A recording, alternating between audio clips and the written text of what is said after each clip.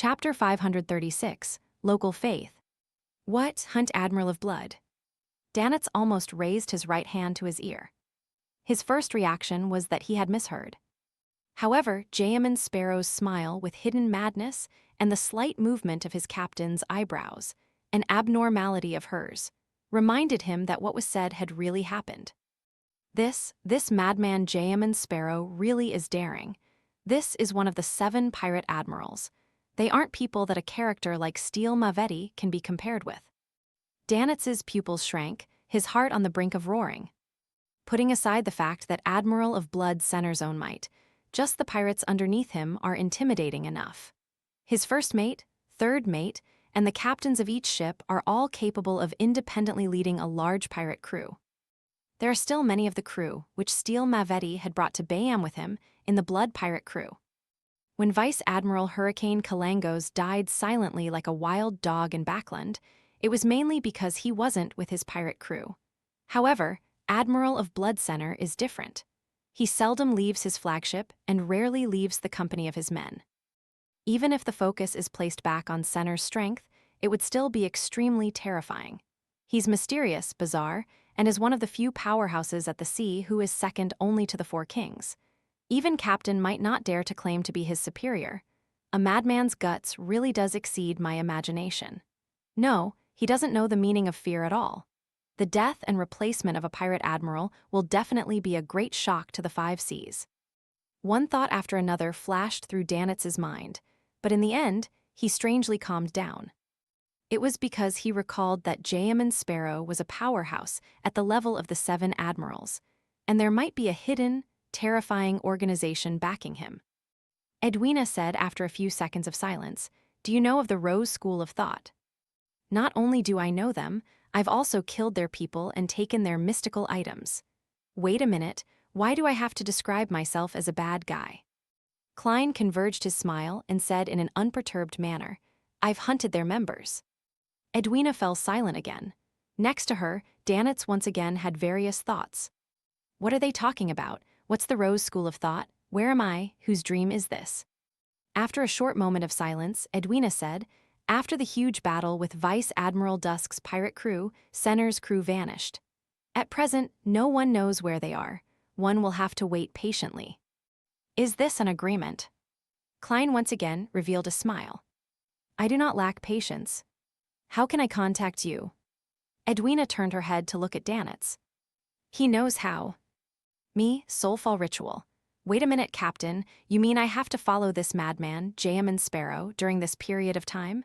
"No, who knows when this fellow will go crazy." With a start, Danitz quickly opened his mouth and said, "Captain, I've already left the Golden Dream for too long. I've missed too many lessons. I can't wait to return." He tried his hardest to show his sincerity in his eyes, filling them with the desire for knowledge. "I believe we can switch to someone else, like Iron Skin and Beryl." Before he finished his sentence, Edwina suddenly raised her right hand and pressed it against her ear. She looked slightly to the side and said without expression, "What did you say?" "I couldn't hear it." "Roselle's dream spell is reaching its limits." The pirate admiral's skirt fluttered slightly as she took a step back before her figure quickly turned faint, reducing into points of fragmented light. The rest of Danitz's words were left stuck in his throat. He stretched out his right hand in an attempt to grasp something, but he ended up weakly drooping down. Roselle's dream spell? The Emperor's presence in the field of mysticism is also quite formidable. The full name of the Vice Admiral Iceberg is Edwina Edwards. Edwards? Isn't this the surname of one of the Emperor's 4 horsemen of the apocalypse? A descendant? However, from the tone of Vice Admiral Iceberg, she isn't familiar with the eldest daughter of the Emperor, Bernadette. They might not even know each other. Klein looked at Danitz, whose expression had completely collapsed, and let out a soft laugh. "Perhaps one day I will call you Mr. 10,000 pounds. Danitz straightened his back in fright. Then he saw Jayaman Sparrow's figure disappear from his dream. "If I were only sequence 7 and had a bounty of 7 or 8,000 pounds, then I would be targeted everywhere I go." Danitz stood rooted in his dream, his head hurting the more he thought about it. In the evening, Danitz looked at Jayaman Sparrow, who was dressed as a native. Today, we'll be visiting the local faction. We might be able to find some good things there. Ha ha, they have a great need for Beyonder ingredients, food, and weapons. At this point, Danitz looked Jayaman Sparrow up and down. It was rare for him to find something that he was better than him at. He said with a smile, "Their area is filled with local people. There aren't even many people with mixed blood. If there's even the slightest signs of an abnormality in their clothing, you will be discovered. Your pantaloons and brown jacket are fine, but you can't wear a shirt inside. A real native wears Taraba shirts. They're similar to Sea Soul shirts, but they're either all blue or white. They don't wear caps, headscarves, or anything. Also, people like you who look obviously Lonese will encounter very serious discrimination and hostility there, just like a wolf that sneaks into a flock of sheep. You can't hide your existence at all." Before he could finish, he saw Jayaman Sparrow tilt his head and look at him. His deep facial features quickly turned soft.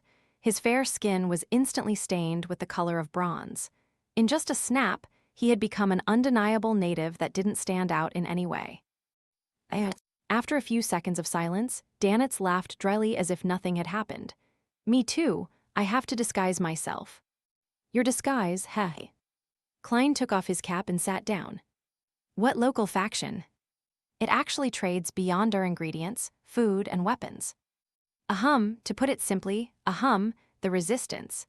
Danitz suddenly wasn't sure if Jayaman Sparrow had any connections with the lone officials. Klein was startled for a second. "Resistance." Danitz smiled awkwardly and said, "People who clamor for independence and for natives to administer their local affairs. Their encampment is deep in the woods or at sea. They cooperate with many pirates and adventurers. Of course, the ones backing them are mainly people from Fasak and Intis. Often, there will be priests from the god of combat and the eternal blazing sun secretly coming over. Bayam isn't that calm after all." After leaving the kingdom and coming to the sea, Klein finally understood what it meant by an international situation. This wasn't something that could be compared to reading about wars in East Balam from the papers. He nodded slightly and didn't object to visiting the local faction. After leaving the Wind of Azurin, Klein followed Danitz, whose face was painted black. They went through the streets, heading all the way southeast. Leaving the confines of the city of Generosity, they entered a zone filled with different architectural styles. The buildings here had raised floors, propped up by wooden pilings. There were 3- or 4-story buildings that had evolved from the lone-styled terrace houses. The roads that split from each other were narrow and dirty, with many stalls on either side. They sold all kinds of headgear, earrings, and accessories made of stone. They were mostly bright red or multicolored. "What a bunch of strange fellows. They especially like bright colors, just like those venomous snakes in the forest," Danitz whispered. "As someone from Intis, you aren't much better either. You advocate the color of gold and advocate a sense of luxury and exquisiteness, just like a nouveau rich." Klein lampooned. They passed by a group of dark-skinned, skinny, and shriveled natives, entering the alleys which had clothes drying over their heads. The scene before their eyes suddenly opened up, revealing a small municipal square. On the square, a group of locals was gathered around the central pond. Some were kneeling, some were prostrating, some were mumbling, and some were singing softly. They had devout expressions, but they looked numbed. As soon as they realized that someone was approaching, they quickly got up and ran into the surrounding alleys in a flurry. All the windows on the 2nd, 3rd, and 4th floors of the surrounding houses clanged shut, and the square grew quiet. But Klein's spiritual perception told him that there were many people behind the windows, around the alleys, in the dark corners, watching these strangers who had suddenly arrived in their world. Danitz lowered his head and said in a suppressed voice, "Don't worry, this is their way of protecting themselves." "Oh," Klein expressed his doubts. Danitz let out a chuckle. Before this place was completely colonized, the natives on the Rorstad archipelago always believed in sea god Kalvatua. They believed that this deity who appears in the form of a gigantic sea serpent would protect all the islands here, preventing them from being devoured by earthquakes or tsunamis. Now that this belief has been outlawed, the Church of the Lord of Storms has been constantly fighting against the heretics. Even the Church of Evernight, and the Church of Steam and Machinery are unable to expand their influence here, and there are only a few cathedrals. But in fact, how can the faith that has been in place for centuries, if not a millennium, be so easily eradicated? There are still plenty of believers of the sea god in Bayam, Blue Mountain Island, and the Rørsted Sea.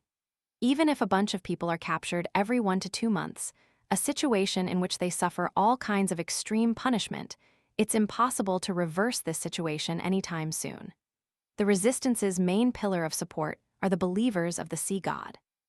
In my opinion, it will take at least another 100 years before the faith of the sea god will be completely eradicated. Of course, that's under the premise that there aren't any other disruptive elements. Sea god Kalvatua, its image is of a gigantic sea serpent. As Klein listened thoughtfully, he followed Danitz into a 4-story house on the right. He went to the top floor via a narrow staircase. Knock, knock, knock. Danitz knocked on the door to his left. "Who is it?" someone asked in a low voice. Danitz replied with a chuckle, "A friend who brings wine and barbecue." "Where from?" the person inside asked a strange question. Danitz stepped back. "At sea." Creak. The door slowly opened, and Klein saw a naked arm. The arm was tattooed with a blue, hideous sea serpent.